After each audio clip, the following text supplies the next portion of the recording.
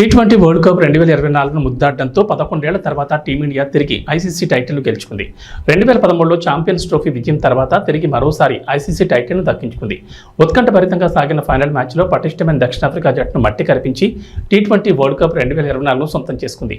దీంతో 14 ఏళ్ల సుదీర్ఘ విరామం తర్వాత రెండోసారి టీ20 వరల్డ్ కప్ను భారత్ గెలుచుకుంది. ఈ క్రమంలో రోహిత్ సేనకు బీసీసీఐ భారీ నజరానా ప్రకటించింది.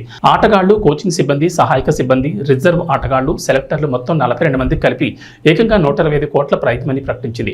దీంతో జట్టులోని ఆటగాళ్లు, హెడ్ కోచ్ రాహుల్ ద్రావిడ్లకు ఒక్కొక్కరికి 5 కోట్లు చొప్పున, మిగతా సిబ్బంది, రిజర్వ్ ఆటగాళ్లకు కూడా గణనీయ సంఖ్యలోనే నగదును పంపిణీ చేశారు. రిజర్వ్ ఆటగాళ్లకు 2.5 కోట్లు, కోచింగ్ సిబ్బందికి 1 కోటి చొప్పున, బ్యాక్ రూమ్ సిబ్బంది, వైద్యులు, త్రోడౌన్ నిపుణులకు 2 కోట్ల చొప్పున, సెలెక్టర్లకు ఒక్కొక్కరికి 1 కోటి చొప్పున అందజేసింది. మరి ఇప్పుడంటే పెద్ద మొత్తంలో నగదు బహుమతిని అందించారు. కానీ 2007లో MS ధోని నాయకత్వంలోని భారత జట్టు తొలి టీ20 వరల్డ్ కప్ గెలిచినప్పుడు, 2013లో ఐసీసీ ఛాంపియన్స్ ట్రోఫీ, 2011లో వన్డే వరల్డ్ కప్లను గెలిచిన సమయంలో బీసీసీఐ తక్కువ మొత్తంలో ప్రైజ్ మనీని ప్రకటించింది.